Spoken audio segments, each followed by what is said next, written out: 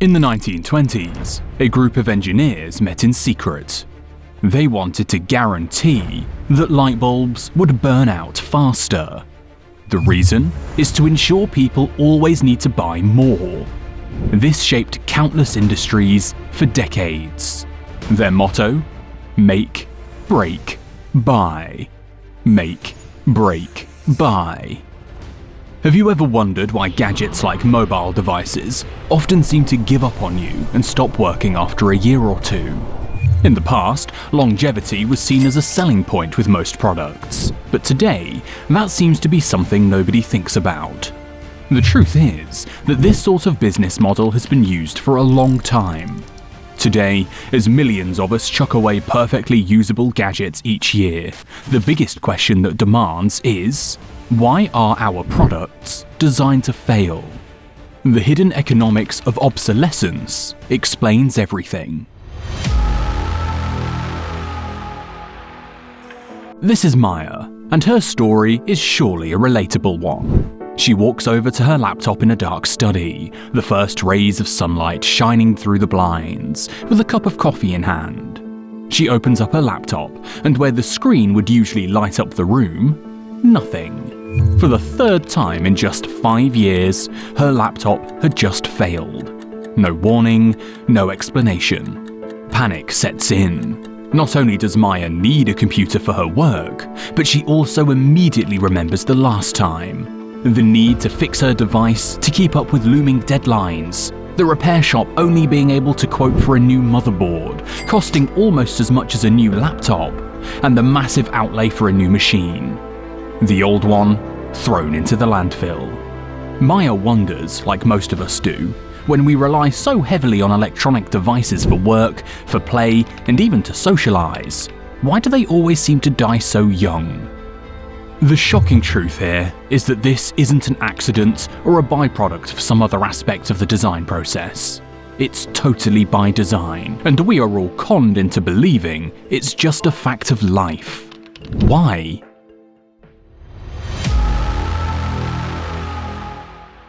This all goes back around a century. It's been going on for so long now that it just feels like the norm. But there was once a time when consumer goods were designed to last forever. It all changed thanks to the humble light bulb. The origins of this planned obsolescence can be traced back to a world desperate for economic revival. In the early 20th century, as factories grew larger and consumer goods started becoming more affordable and made their way into more homes, a new challenge hit businesses hard. What happens when people stop needing to buy new things? The first industry to be hit by this new issue was lighting back in the 1920s. As technology improved, bulbs that burned out in just a year could now last up to 2,500 hours before they failed. That sounds like an improvement to be proud of, but the powerful men running Europe and America's lighting empires quickly realized that having an improved product would lead to the whole industry collapsing. If people didn't need to replace light bulbs as often, sales would plummet, and the only sales would be first-time sales. These men knew something had to be done.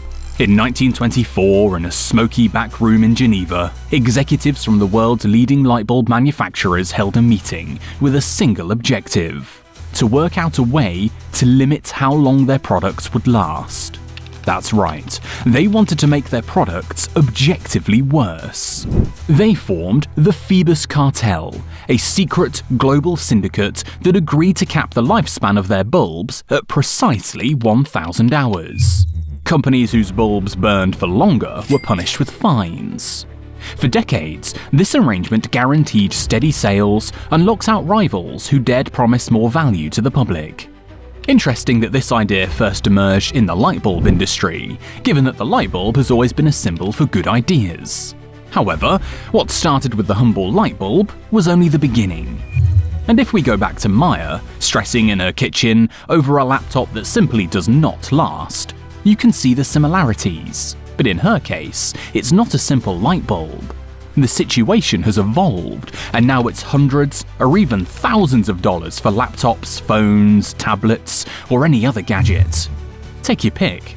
Whether it carries the logo of Apple, Amazon, Google, or Microsoft, I'm sure you, like Maya, have shelled out money year on year to replace at least one of your gadgets. Not because the technology can't last, but because it simply isn't built to stick around. The first higher ticket industry to go the way of obsolescence was one of the biggest of all, the vehicle industry. By the late 1920s, the American automobile market was heading towards saturation.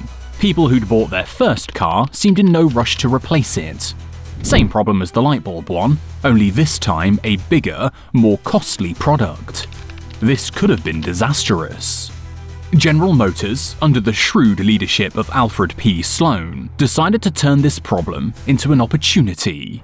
Instead of engineering cars to last, Sloan introduced the idea of dynamic obsolescence, releasing new models each year.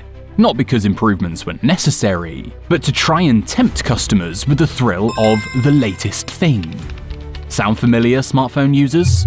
Apple, Samsung, and Google have made an annual event out of launching their new phones, with minimal, sometimes pointless, improvements. Yet, we still seem to want the newest, shiniest mobile devices, and funnily enough, our old ones don't seem to last very long. If you think back to the earlier Nokia devices that dominated the early 2000s, they were famed for being almost indestructible. Things haven't always been this way. The modern shift was cemented by companies like Apple, which revolutionized the market not just with sleek design, but by making the device itself less user-repairable and more of a sealed, seasonal fashion statement, directly applying the lessons learned from General Motors decades earlier. Back to the cars. And the new focus on making the latest GM car a fashion statement item helped the company surpass Ford, which stuck with their stubborn old-fashioned approach of focusing on durability and affordability. Now, last year's GM vehicle felt old. It wasn't, of course, but that's how it felt, meaning people wanted this year's model. GM was able to continue selling vehicles at a far faster rate, and Ford was, for now at least, left in the dust. It sounds like some sort of economic witchcraft, a dark art that's some sort of secret lost to the ages. But what if this boardroom strategy became official government policy? For a brief moment during the Great Depression, it almost did. In 1932, as the Great Depression ravaged families and fortunes across the Western world, the idea of planned obsolescence was close to becoming public policy. A little-known real estate broker named Bernard London published a pamphlet titled "Ending the Depression Through Planned Obsolescence." London's vision was an extreme one: make every product, shoes, cars, radios, be assigned a set lifespan, and then tax anyone who kept using them for too long. Imagine everything coming with an expiry date, like food does today, and having to pay a fine if you don't replace it by that date. It sounds crazy, and in reality it was a pretty crazy idea, but it would have kickstarted the economy at a time when everything was grinding to a halt. People would be forced to buy new things, and factories would roar back into life. Perhaps thankfully for the boardrooms and moguls that would continue to use the idea for decades to come, outside of policy circles, London's idea barely resonated. The idea of planned obsolescence was still a secret kept from the wider public and from some corporations. If London had managed to get his ideology into the mainstream, it's possible the modern consumer wouldn't accept buying a new phone every other year when their old one from their favourite brand simply stops working. If she really understood obsolescence, would Maya continue buying computer after computer with an Apple or HP on the front? Or would she do some hard research and find a laptop built to last from another manufacturer? Interesting to think about, isn't it? Sadly, Bernard London's idea never went anywhere, and obsolescence remained a trick of the trade in boardrooms around the world. In 1939, chemical giant DuPont didn't get the memo either. They released a new product, nylon stockings, that were, by all accounts, nearly indestructible. They became a sensation. The very first batch actually caused riots at some department stores.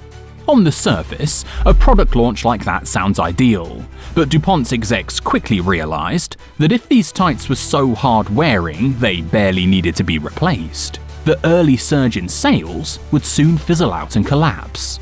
So, they decided the tights were too good, and they quietly instructed their engineers to redesign the thread, making sure that the stockings would develop ladders and runs after just a few wears. After the Second World War, planned obsolescence became an economic buzzword. By the 1950s, industrial designers like Brooks Stevens preached obsolescence as a public good. In his view, to generate constant demand, products needed to be made a little newer, a little better, a little sooner than is necessary. This slowly became the norm, with advertising campaigns pushing the message, why settle for the old when this new one is brighter, better, and faster? It's a ruthless but effective economic strategy. But the question remains, is it malicious, or is it just a necessary evil to keep industries alive? As minimizing durability became a design principle across more and more products, the sums of money spent on replacement soared. Repair shops also grew into businesses people relied on. If you can't afford to replace your obsolete item, you might as well pay someone else to repair it at a lower cost. In a world still reeling from depression and a global conflict, facing technological leaps and fears of stagnating sales, many business and political leaders saw little choice. Shortening a product's life was the engine of progress, generating growth, jobs, and riches across the economy. Still, not every designer and engineer liked the idea of working in this way, and there have always been pockets of resistance, companies and individuals vying to manufacture products that are built to last. If Maya looks hard enough, she might just find the Holy Grail, a computer that can stand the test of time. But it won't be easy. Planned obsolescence is the mainstream, and it's making rich people get even richer. So it isn't going anywhere, but it is hurting people every single day. And slowly but surely, it's helping to destroy the planet. For Maya, on an individual level, planned obsolescence isn't even a term she's heard of. Still, she feels the pain over and over again. She finds herself standing at the counter of her local repair shop, receipt in hand, facing the same weary technician's verdict. Sorry, that part's more expensive than a whole new device. That's the other side of this economic vice grip. Parts are often priced so high that the only option is to buy a new device, vehicle, or gadget over fixing your broken one. Over the years, the tally grows between phones, a laptop that refused to boot, a washing machine with a warranty that expired just before the motor burned out, also far from a coincidence. Each time, she feels a little more powerless.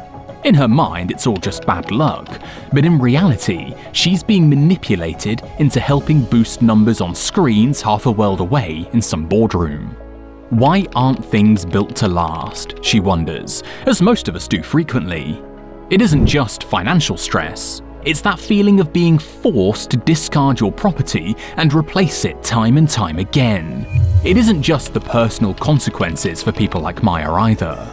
All those dead laptops, phones, and other devices simply join the seemingly endless stream of e-waste piling up around the world. Each device cast aside in favor of a new one means new minerals torn from deep beneath the earth by mines that scar valleys, forests that fall to make packaging and those huge instruction booklets, and rivers that run thick with waste runoff, putting poisonous chemicals where they absolutely should not be.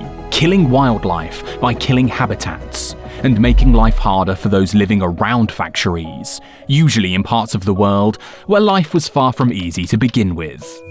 The emissions from this constant cycle of manufacturing add to a warmer climate, making the invisible cost behind obsolescence clear for all to see. Make, break, buy. Make, break, buy. It isn't just electronics. Fast fashion is another big example of planned obsolescence and how it can hurt the planet. Garments are cheaply made to match fleeting trends, worn only a few times and rapidly discarded.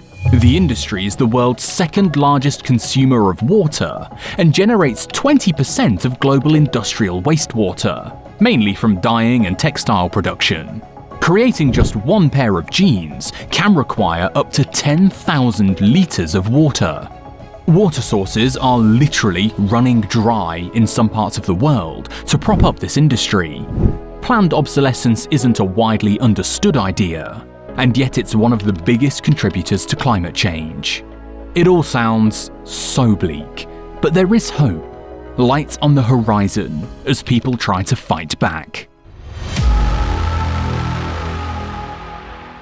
In fact, a growing resistance has really started to take shape.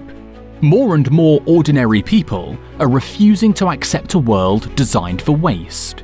Among them are right-to-repair activists like Maya. After her latest laptop breakdown, she had had enough. She did some research and joined an online community, pushing for laws that force manufacturers to make devices easier to fix. Globally, the resistance has led to famous lawsuits and important policy reforms around the world. Campaigns in the US and in Europe have pressed some governments to pass right-to-repair laws. These new regulations require companies to provide spare parts and repair manuals, challenging well-established business models built on obsolescence. The fight is just getting started, and if you think giants of industry like Apple and Google are going to take this lying down, you're mistaken. They're using all their pulling power to find legal loopholes and influence policy to slow progress. It isn't just campaigners. Some entrepreneurs are going against the grain, seizing the opportunity and designing products meant to last decades, or that are easier to upgrade and mend at least. Companies like Fairphone have demonstrated viable alternatives, proving repairability and sustainability can coexist with profitability. Still, these pioneers often face an uphill climb against the entrenched interests and consumer habits shaped by decades of disposability. Not to mention being a new name in a sea of well-established and household name brands like Samsung, Apple and Google. This means that people like Maya do have options. It isn't like it was 10 years ago. Sure, you might need to do a little digging, but if you read up on what you're buying, you might just find that a small startup is willing to sell you an item that is built to last, not fail after 1 or 2 years. This is a growing battle that is barely getting started, but the resistance is really starting to take shape as consumers like Maya get sick and tired of playing the same game over and over again. So, that said, where are we today, and what does the future look like? After all, if we keep up the current cycle of replace, repeat, the planet will very soon have its own expiry date. Today, the choices we make can change the future. We stand at a fork in the road. In one direction, more of the same, a steady churn of short-lived products, mountains of waste, and escalating environmental crises. In the other direction, a new vision. Conscious consumers who demand durability, repairability, and sustainability. It might not be winning right now, but some companies are thriving. Fairphone, which we mentioned earlier, proves that phones don't have to be expensive to repair and can be cheaply fixed by anyone willing to follow simple instructions. Patagonia is just one conscious fashion brand, aiming to produce clothing that can be worn for years, not just while it's the hot new thing. Their sustainable business model focuses on the triple bottom line: people, planet, and profit. They prioritize durable, repairable products made from recycled and organic materials, designed to last for years rather than seasons. The company runs the Worn Wear program, offering free repairs and promoting second-hand sales to extend product life cycles. Companies like this prove that business models built around lasting products and circular economies can thrive. Retail giants have also started to experiment with leasing and refurbishment, trying to bring balance between profit and planet. But the stakes couldn't be higher. If current trends continue, cities will drown in e-waste. Water reserves will dry up, and carbon emissions will spiral, locking future generations into environmental disaster. The economic cost to families like Maya's will mount as endless replacements drain household budgets and cause growing levels of distrust. Imagine a world where devices last decades, where repair shops flourish in every neighborhood, and where waste is designed out of the system. Imagine cities free from toxic dumps, rivers running clear, and consumers empowered with choice and knowledge. This is the world the resistance fights for, and the vision companies embracing repairability pursue. For Maya, who stood staring at a blue screen of death, it all felt urgent and very personal. She vows to only invest in products built to last, and to support campaigns demanding corporate accountability from now on. The future of obsolescence isn't written yet. Like Maya, the future depends on all of us, because the future of what we buy and what we leave behind depends on the actions we take today. The power to rewrite obsolescence is in all our hands. We have to raise our voices against planned obsolescence. Otherwise, a century later, we still ask the same question. Why do our gadgets seem to fail after just a year or two? The next time you're about to buy a new device, ask yourself, is this built to last or built to fail?